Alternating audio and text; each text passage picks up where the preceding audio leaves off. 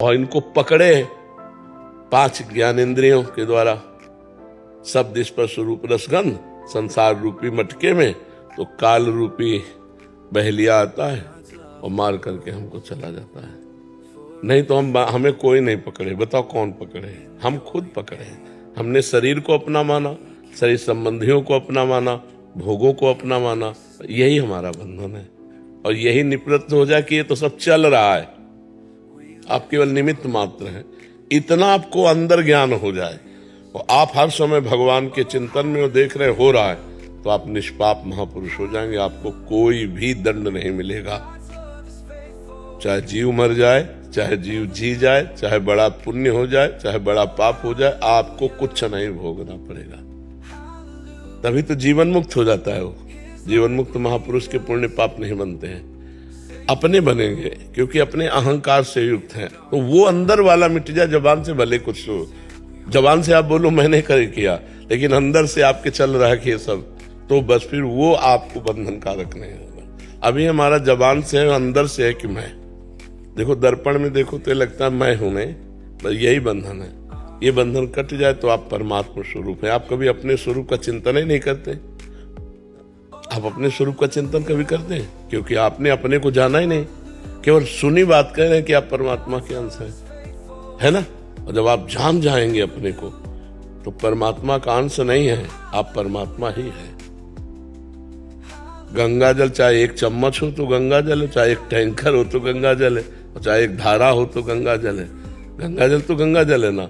तो पूर्णमदः पूर्णमिदं पूर्णात् पूर्णमुदच्यते पूर्णस्य पूर्णमादाय पूर्णमेवावशिष्यते। वो परमात्मा पूर्ण है, तो उसका अवशिष्य जो है, अंश जो है, वो भी पूर्ण है। ईश्वर अंश जीव अविनाशी चेतन अमल सहज सुख राशि।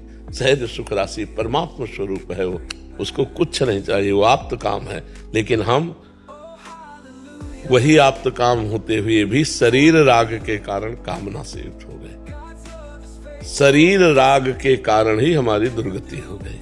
हमें जो शरीर मिलता है उसी को अपना स्वरूप मान लेते हैं। शरीर मिलते जाते हैं, कर्म बनते जाते हैं, बिछुड़ते जाते हैं, फिर शरीर में पुनरपि जननम पुनरपि मरणम पुनरपि जननी, जैसे ये चक्र चल रहा है।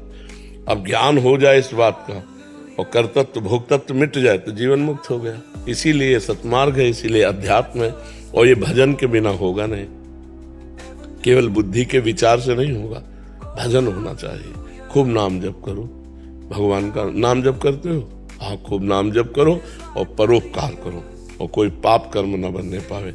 और यही विचार रखो कि सब यंत्रवत चल रहा है, मेरे कुछ संभाले नहीं संभलेगा, मेरे कुछ बनाए नहीं बनेगा। ये प्रकृति का प्रवाह चल रहा है, मैं तो परमात्मा का अंश हूँ। थोड़ा थोड़ा चिंतन करो और नाम जप करो, तो देखो धीरे धीरे अंदर ही आपको प्रकाश समझ में आ जाएगा, गली मिल जाएगी जहां आप अपने स्वरूप में पहुंच जाएंगे। पाप हो जाता है, अनुभूति होती है बात में, कर रहे हैं ये पता नहीं चलता कि हम ये पाप कर रहे हैं। हाँ, क्योंकि कामना उस समय होती है ना, जैसे हमारी कामना भूख से पीड़ित हो तो हमको कुछ नहीं सुनाई देगा, पहले भोजन चाहिए। ऐसे जब काम की व्याकुलता होती है तब कुछ सुनाई नहीं। वो काम भोग के बाद निर्णय करो बैठ के कि पाप था कि पुण्य था।